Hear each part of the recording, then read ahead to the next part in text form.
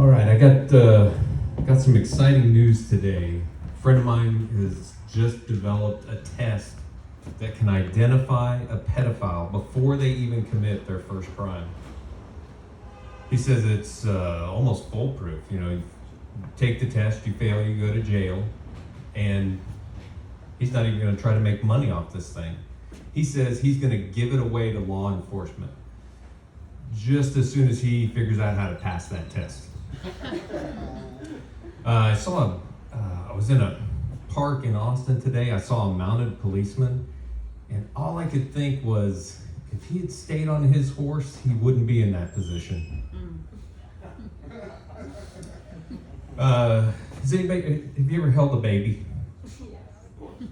The first time you hold a baby, people talk about all the things. You got to support the neck, you got to cradle it. They started talking about it so much, it made me so nervous. I was almost afraid to do it, but I did, and I crushed it. I know this, you can't shake a baby. You never shake a baby. You can rock a baby, as long as you understand the concepts of speed and velocity. And if you're not laughing at that, it's because you're not imagining how fast you can rock a baby. All right. I wanted to come up here and tell you about what I've learned as a volunteer at the suicide hotline, but as it turns out, they have a non-disclosure agreement you got to sign before you work there.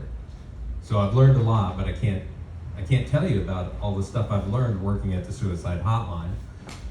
The best I can do is point you in the direction of a really good deal on a slightly used handgun. Only fired once.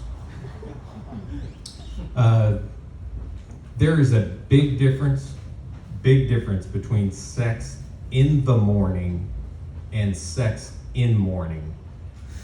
And if I had understood that difference, that funeral wouldn't have gone so horribly wrong. I don't know about y'all, I've been watching the origami finals on TV. Well, I only watched the last 10 minutes. I just like to see the action unfold. Also, I play origami poker. I break even every time because everybody folds. Oh, I gotta tell you, I got a new book. I just finished reading it. It's the emotional account of a disgraced Catholic priest who has to now deal with his past transgressions. It was touching. I got a hillbilly cousin that lives in Oklahoma, and I was asking him, hey, what's the dating scene like there? I mean, how does it compare to like Austin? And he says, well, it's all relatives. That is an ooh joke, yes. Recently, I went to the sperm bank. I was going to donate sperm, and I got checked in fine. They helped me check in, but I did have to discharge myself.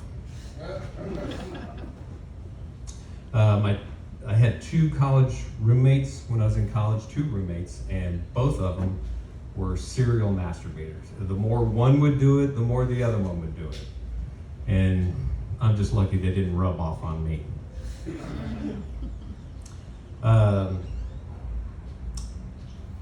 Do I think it's okay to wager anal sex? You bet your ass I do. I had a rough night last night. Little advice, never make your safe word harder. I saw a commercial on TV that said, say goodbye to wrinkles. So I immediately called my grandmother. My doctor recently suggested, hey, why don't you keep a bathroom diary? You're getting to that age, keep a bathroom diary. So I started keeping a bathroom diary. It's more of a log book. I got a friend says I watch too much TV, so I got a smaller one. I had a job as a body stand-in at a school for morticians. I had to quit though. The necrophilia was bumming me out.